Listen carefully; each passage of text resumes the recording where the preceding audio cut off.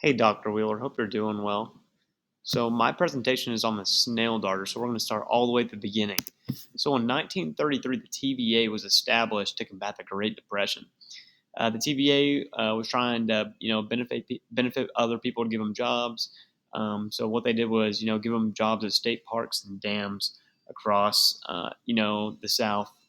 Um, People didn't like these dams because it took away their farmland and other things from them, but it also took away the natural habitat of fishes and native species alike. So the construction begins on the dam in 1967, and with a $4 million price tag, the agency was ready to get it over with. So many people in the Lenore City area did not want this to happen. Might have been government money going to the wrong place, loss of farmland, and some Cherokee land as well. So many people were going to be affected by this decision, decided to go the legal approach and went to protest. This included going to Nashville courthouse and speaking for the governor, Earl Buford Ellington, which all the protests and the dam construction was stopped momentarily in from February 69 to July of 69. So in 1973, an ichthyologist named David Etnier went to the soon-to-be reservoir of the Little Tennessee River. And he was looking at the water and he saw a dark banded fish in the water. And he's like, wow, that fish looks like a sculpin. And he scooped it out and he saw, wow, that is not a sculpin. That's got to be something I've never seen before. He said it was too slender to be a sculpin. And he immediately knew that he had something nobody had ever seen before. So this species being named Persina tenaci, which had never been seen before, would be covered by the Endangered Species Act. And so the Endangered Species Act, which says it requires the agencies to ensure that their activities are not likely to jeopardize the continued existence of an enlisted species or destroy adversely modified or designated critical habitats. So the ball was rolling for the people that did not want the dam to be built. So they started raising money through any way. As you see on the right, there's a T-shirt that they made. Actually, they were doing T-shirts, signs, photographs, anything to raise money.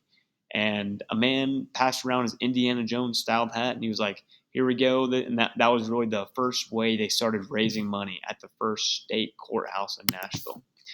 So the man that was going to go through the whole Supreme Court was a lawyer named Zygmunt Platter and Hank Hill, which was a student at the University of Tennessee at the time. So the Supreme Court agreed that the snail darter was no exception to the Endangered Species Act, meaning that the TVA versus Hill court case of 1978 went in favor of the snail darter. The men above were the ones who were viewed as the ones who can save the snail darter, and they could not have done it without the funding of the people that cared for the native species as well.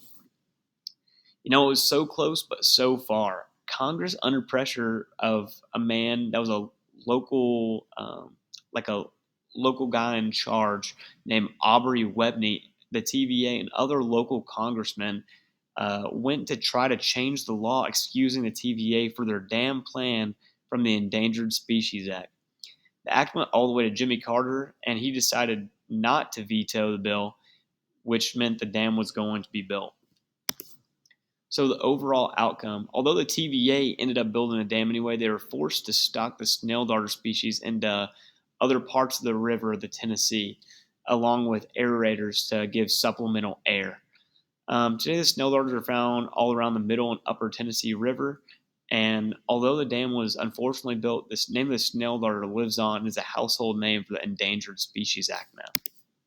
So you can see in the yellow and blue, and that's the upper and middle Tennessee River where it lives, which goes across Tennessee, Alabama, and Georgia.